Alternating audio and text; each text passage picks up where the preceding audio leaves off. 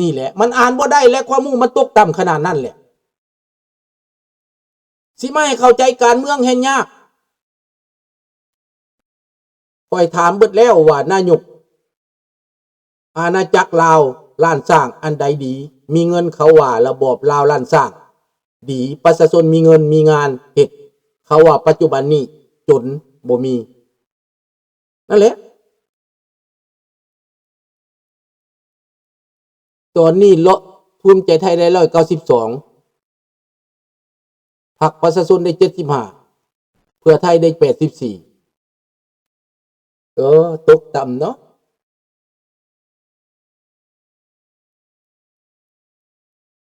สองพรรคก็ยังสู้บ่ได้แสดงว่าตกหนักแหละตกหนักการเมืองอันนี้นะ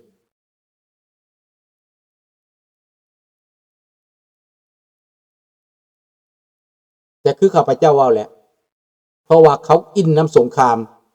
เขมรนั่นนะ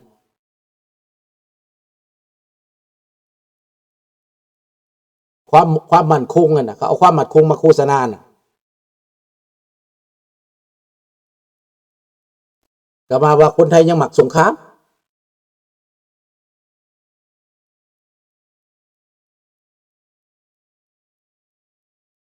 ลาวเฮาสิเดินตามเกาหลีเหนือเด้อก็เดินตามตัวมันก็เดินตามมาแต่ดนแล้วตั้งแต่บักจุงมาลี่พูดมันเดินตามก้อนนั่นอีกมันเล่นไปเลียดาบบักกิมน่ะ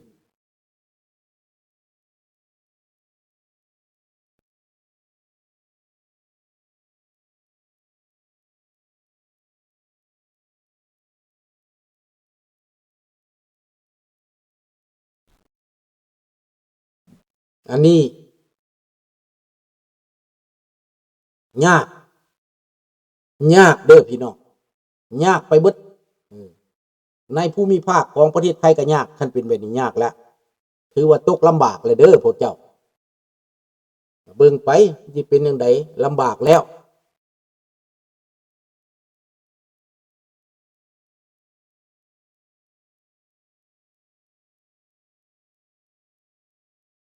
เดี๋ยวนี้เป็นลูกหมอโจรเลยเอาแต่เงินแม่นบ่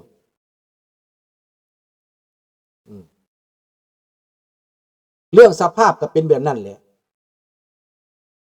ดังนั้นความแตกต่างในการอยู่ดีกินดี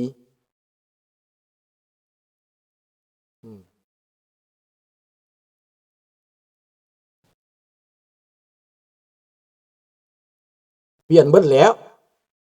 บ่ได้เป็นประธานกระยายนะเป็นคนธรรมดาก็สิเปลี่ยนนะเดี๋ยวนี้นะระบอบอันนี้บ่เป็นตาสแตกแล้วระบอบคอมมิวนิสต์ระบอบโจรนี่นะเป็นประชาธิปไตยให้มีหลายพรรคการเมืองแข่งกันพรรคใดๆพรรคนั้นปกครอง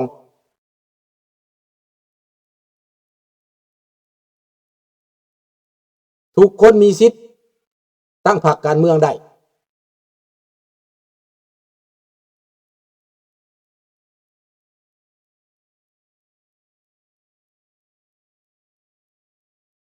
แต่ก่อนเงินกีบ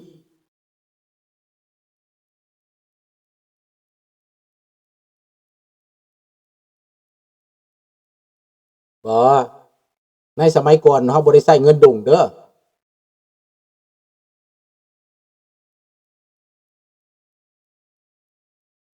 เฮาบ่ได้ใช้เงินดงได้แต่ก่อนเด้มีแต่เงินบาทกับเงินดอลลาร์เท่านั้นเฮาใช้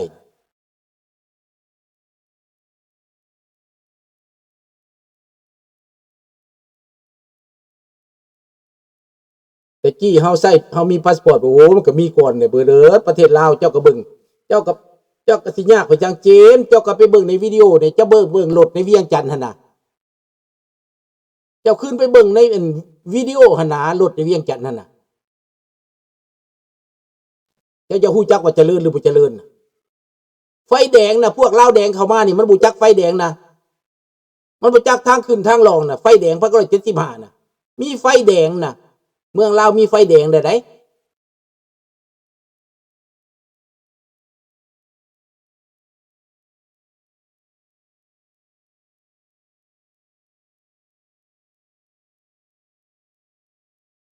ไฟแดงมีหลายบ่อนเติบได้ได ถนนลาดสร้างมีไฟแดงมี2-3บ่อนแล้วไฟแดงตอนนั้นเขากำลังสิติดตั้งไปเบิดทั่วประเทศกำลังสิซื้อต่างถนนหนทางสร้างโรงเรียนขึ้นมาตั้งหลวงหลายแห่งฟ้างุมโรงเรียนฟ้างุมนี่สร้างทั่วประเทศแล้ว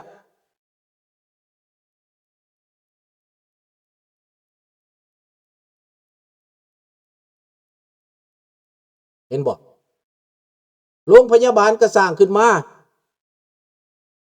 แพทยศาสตร์ก็สร้างขึ้นมาคราวนั้นโรงเรียนกฎหมายก็มีคนมีความรู้เบิดไปเรียนกฎหมายก็ได้ต้องได้ภาษาฝรั่งเศสอังกฤษ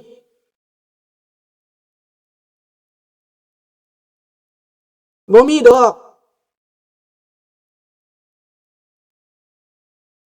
ขายเบิดประเทศไม่ก็จนเบิด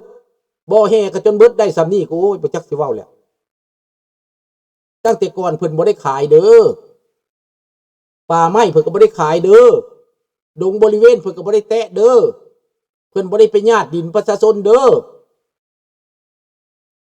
ดินดำน้ำซุ่มเป็นบริเวณหันไผก็อยากได้ในสมัยก่อน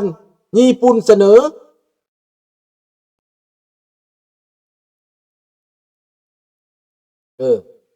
ญี่ปุ่นเสนอมาตั้งบ่อนพัฒนานิคมการเกษตรญี่ปุ่นเสนอขอเอามา50,000 คนมาอยู่หันและจะสร้างไฮเวย์ทั่วประเทศลาวรัฐบาลบ่ได้ตกลงเนื่องจากว่ายังเกิดสงครามอยู่แล้วสงครามจังเว้ากันให้มันมั่นคงก่อนปลอดภัยก่อนญี่ปุ่นสิมาตั้งให้สิมาสร้างไฮเวย์ให้เบิดขอแต่ให้ที่ดินปลูกฝังเพราะในบริเวณนั้นมันเป็นบ่อนปลูกฝังดินดำน้ำซุ่มดินภูเขาไฟปลูกหยังก็งามเดี๋ยวนี้แกวเอาเบิดคนแกวมีอำนาจบ่อนใดมันดีคนแกวเอาเบิดบ่อนคนลาวแล้วบ่มีมันเป็นแบบนี้เจ๊กเอาเบิดทางเหนือก็ได้จักปลูกกล้วยปลูกอ้อยจักปลูกอีสังแม่นเจ๊กเฮ็ดเบิดคนลาวกลายเป็นลูกจ้างเขาเฮ็ดสวนกล้วยกับเจ๊กคนลาวก็กลายเป็นลูกจ้างแล้วเฮ็ดหยังตายย้อนยาเคมีนั่นแหละคันเจ๊กมาขุดค้ำลาวก็ตายย้อนเคมีขุดค้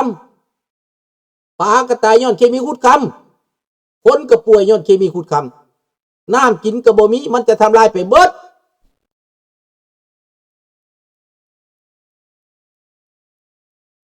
ระบอบทุนนิกับระบอบคอมมิวนิสต์ไผชนะทุนนิยมชนะไปฮอดเมืองจีนชนะไปฮอดเมืองรัสเซียทุนนิยมชนะไปเบิดแล้วแต่ว่าลาวแพ้มีแต่ลาวแพ้แต่ทุนนิยมเขาชนะแน่นอนเขาไปแผ่ขยายเบิดทั่วโลกนี้แม่นทุนนิยมในรัสเซียก็ทุนนิยมในจีนก็ทุนนิยม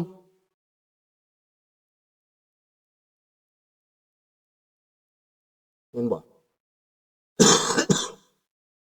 ดังนั้น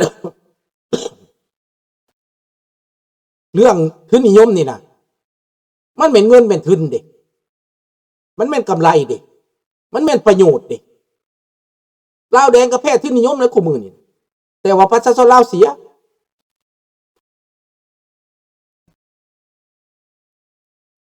แทนที่มันจะเป็นทุนนิยมแบบประชาธิปไตยมันก็กลายเป็นทุนนิยมสามัญ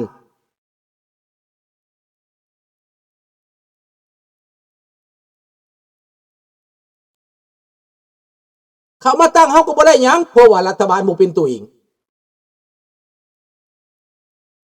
ธรรมดาโรงกาแฟเขาตั้งก็ได้คนลาวตั้งก็ได้ไผตั้งก็ได้ให้ลุงไปตั้งก็ได้โรงงานกาแฟนั่นบ่ได้มีหยังขอแต่ว่ามีอำนาจเท่านั้นซื่อๆบ่จำเป็นว่าต้องญี่ปุ่นดอก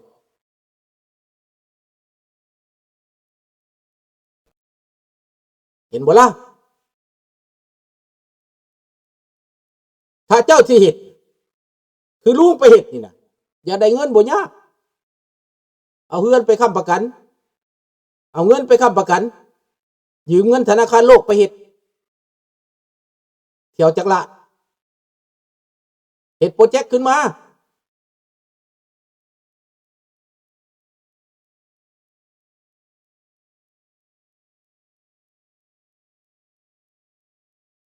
คันเขาอ่านเห็นได้กำไรแล้วเขาก็ให้โลดแต่ต้องเป็นประเทศประชาธิปไตยในประเทศประชาธิปไตยนี่นะเจ้าบ่มีเงินเฮียนเขาก็ให้เงินไปเฮียนเขาให้ยืม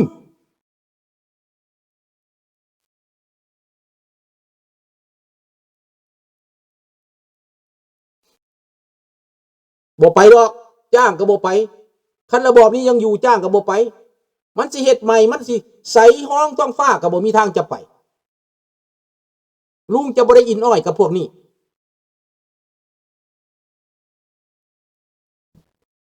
ในโลกนี่บ่อึดบ่อนไป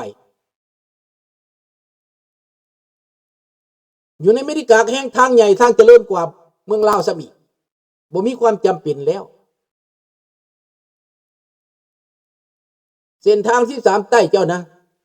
ซ้ำบ่บุญละว่าของเขาอยู่นี่นะตำกันตายแซวสะนะอยู่นี่เส้นทางเขา10 เลน20 เลน10 เลนอเมริกาปานเส้นกระปุ่นทางเขาเจ้าก็มาเบิ้งเลยสิมาตัวลุงพี่สังลุงสิอ่อนซ้อนพี่สังเจมลุงครับแต่นี่ไปฟลอริดา24 ชั่วโมงทางโอ้ยนอนไปบีบใส่คู่คอนโทรลแล้วก็ปล่อยมันไปหลุดแต่รถกูมือนี่แห้งคักคือรถลูกชายลุงนี่ขึ้นไฮเวย์แล้วปล่อยมันขับเองเขาบ่ได้ขับเลยมันก็ไปตามนั่นแหละรถรถกูมีนี่รถราคาเป็นแสนแล้วมันไปเองได้เขาบ่ได้ขับจับ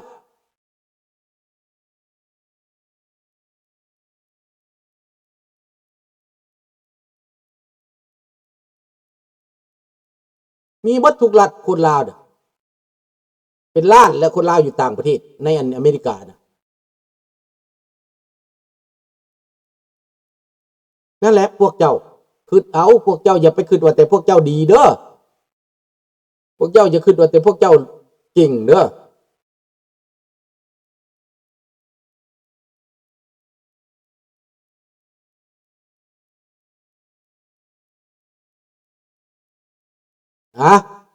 ให้พวกเจ้าคิดจังสั้นแหละคิดไปเฮ็ดไปงมไปขอทานนำผู้นั้นขอทานนำผู้นี้ลาวเฮาเอ็ดบ่เป็นบ่มีความรู้บ่มีความสามารถบ่ข้าพเจ้าอันบ่มีความสามารถบักทองรุนบักผีปอบบักตายหาบักตายหุงให้ผีปอบกินตับกินไตมันยังสิได้พวกนี้มันจบขายชาติขายบ้านขายเมืองอยู่ตลอด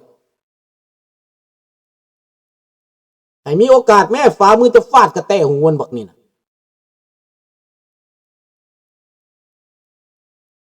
ผีมาเฮซักตักลักเมืองตบกระแตหูมันให้หูมันไข่เด้อเจี้ยหูมันออกเด้อ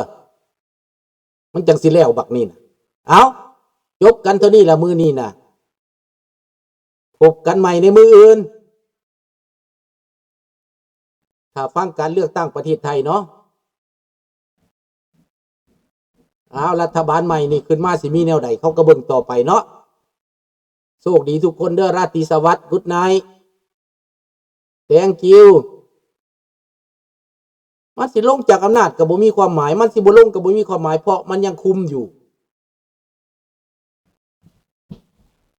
บายบายเด้อราตรีสวัสดิ์กุดไนท์ thank you merci beaucoup au revoir